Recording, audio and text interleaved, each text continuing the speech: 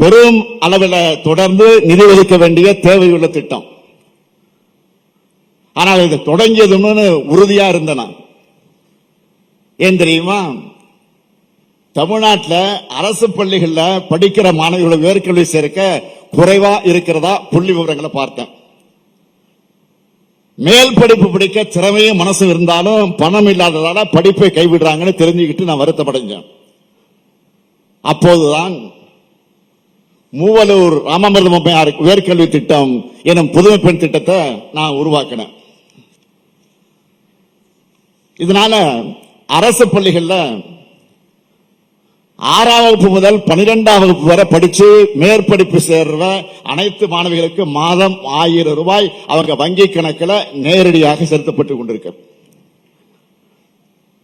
முதற்கட்டமா 5/9/2022 வடசென்னை பாரதி மகளிர் கல்லூரியிலும், 2ஆம் கட்டமா 8/2/2023 திருவள்ளூர் பட்டாபிராமத்திலும் அங்க இருக்கக்கூடிய கல்லூரியில் இதை துவக்கி வச்சேன். புதுமை பெண் திட்டம் தொடங்கின காலத்திலிருந்து இப்ப வரைக்கும் கலை, அறிவியல், பொறியியல், தொழிற்படிப்பு, மருத்துவக் கல்லூரியில் படிக்கிற மாணவிகள் உட்பட சுமார் 4,25,000 மாணவிகள் பயனடைந்திருக்கிறாங்க. இந்த திட்டம் தொடங்கப்பட்டது முதல் மாணவிகளுக்கு ஊக்கத்தொகையாக 590 கோடியே 66 லட்சம் ரூபாய் வழங்கப்பட்டிருக்கு. இது அரசுக்கு செலவினமாக கருதாம ஒரு தந்தைக்குரிய கடமையா பெண் குழந்தையுடைய கல்விக்கான மூலதனமாகத்தான் நான் பார்க்கிறேன். சில நாட்களுக்கு முன்னால இங்க தலைமைச் செயலாளர் கூட வரவேற்புரை ஆற்றுகிற போது குறிப்பிட்டு சொன்னார். மாநில திட்டக்குழுவுடைய துணைத் தலைவர் பேராசிரியர் ஜெயரஞ்சன் அவர்கள் ஒரு அறிக்கையை கொண்டு வந்து என்னிடத்தில் கொடுத்தார். அதுல தமிழ்நாடு அரசினுடைய திட்டங்கள் எந்த அளவுக்கு பயனுள்ளதா அமைஞ்சிருக்குன்னு ஆய்வுகள் முடிவுகள் எல்லாம் அதுல சொல்லியிருந்தாங்க.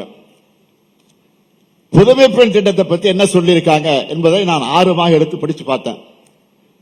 அதை படிச்சப்போ எனக்கு மனநிறைவா இருந்துச்சு. மாதந்தோறும் நம்ம 1000 ரூபாய் வழங்குறதுனால ஆண்டுக்கு ஆண்டு கல்லூரிகளை மாணவிகள் கூடுதலாக சேர தொடங்கி இருக்கிறாங்க என்கிற விவரம் அறிக்கை இருந்துச்சு. நாங்க இந்த திட்டத்தை உருவாக்கின நோக்கம் நிறைவேறிச்சு நான் பெருமைப்பட்டேன். பணம் இல்லாம படிப்பு நிறுத்தின பல்லாயிரம் மாணவியர்கள் கல்லூரியை நோக்கி வர தொடங்கி இருக்காங்க. உங்களுடைய படிப்புக்கு மட்டுமல்ல, எந்த தடை வந்தாலும் அதை நான் உடைப்பேன். மாணவிகளுக்கு மட்டும்தானா, மாணவர்களுக்கு இல்லையா அப்படின்னு மாணவர்கள் கேட்டாங்க.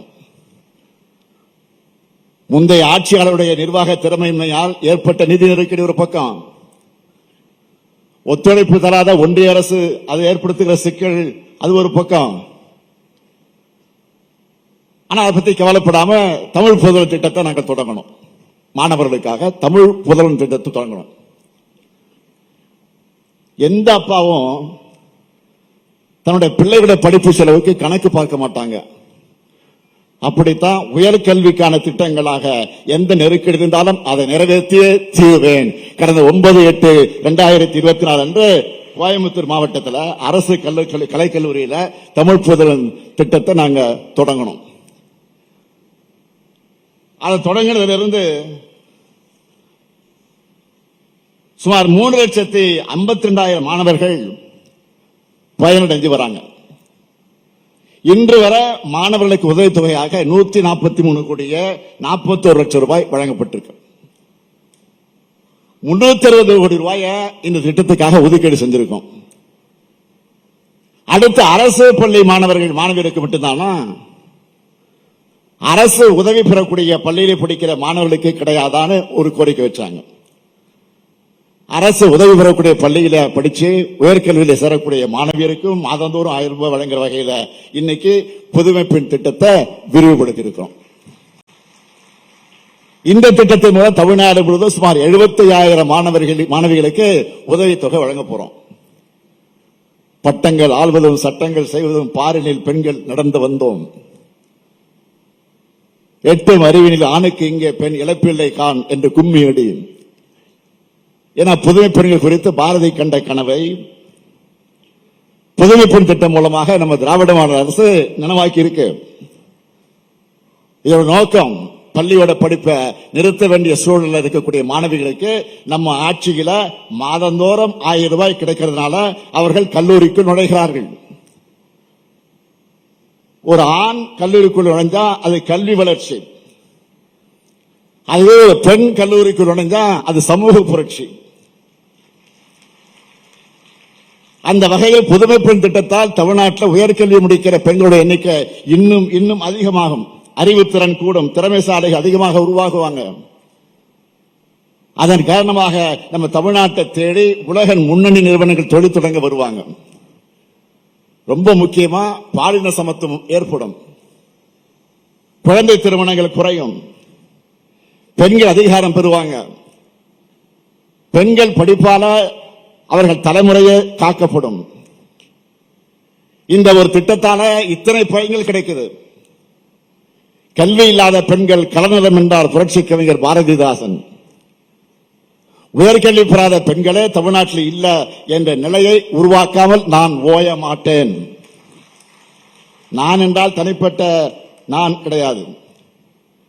என்னை ஏற்கும் தலைவர்களும் அவங்க என்னோடு விதைச்சிருக்கக்கூடிய கொள்கையிலும் தான் காரணம். நம்ம திராவிட மாடல் அரசோட ஒவ்வொரு திட்டமும் ஒவ்வொரு வகையில இந்தியாவுக்கு முன்மாதிரியாக அமையுது. அப்படியான திட்டம் தான் முதலமைச்சருடைய காலை உணவு திட்டம். சுமார் 20 லட்சம் பேர் பள்ளி குழந்தைகள் பசியின்றி சுவையான காலை உணவை சாப்பிடுறாங்க. அது மட்டுமல்ல, கடந்த மாதம் நம்முடைய மாண்புமிகு பிரதமர் அவர்கள் தலைமையில் நடந்த தலைமைச் செயலாளர்கள் கூட்டம். அந்த கூட்டத்தில்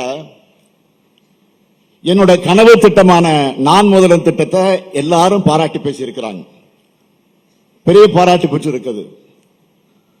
தமிழ்நாட்டு இளைஞர்களை திறன்மிக்கவங்களாக உயர்த்தக்கூடிய நான் முதல்வன் திட்டத்தை நீங்களும் பயன்படுத்திக்கீங்க. இப்படி பல்வேறு திட்டங்களை உங்க எதிர்காலத்துக்காக செயல்படுத்துகிறோம். புதுமை பெண்களை உங்களை நான் கேட்டுக்க விரும்புவது, படிங்க படிங்க படிங்க, படிப்புல மட்டும் கவனத்தை செலுத்துங்க. உங்களுக்கு தேவையான எல்லாத்தையும் செய்து தர நான் இருக்கேன், நம்ம அரசு இருக்கு. ஒரு பட்டத்தோட நிறுத்திக்காதீங்க. மேலும் மேலும் உயர்கல்வி ஆராய்ச்சி கல்வி வர படிங்க. உங்களுக்கு தகுதிக்கேற்ற வேலையை உறுதியா உங்களுக்கு கிடைக்கும். இது போட்டிகள் நிறைந்த உலகம் இது. அதனால பட்டங்களை தாண்டின தனித்திறமைகள் அவசியம். திருமணத்திற்கு பிறகு வீட்டில் முடங்கிடாம வேலைக்கு சென்று பணியாற்றுங்க.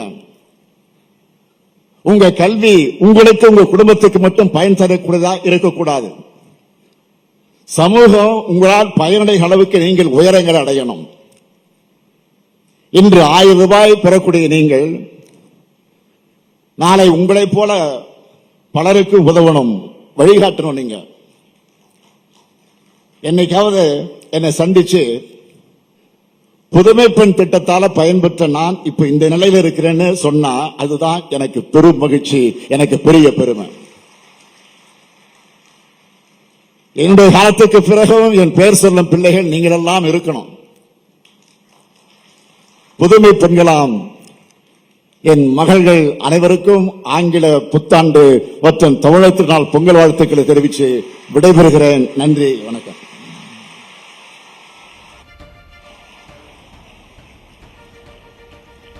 பெண்கள் கல்வி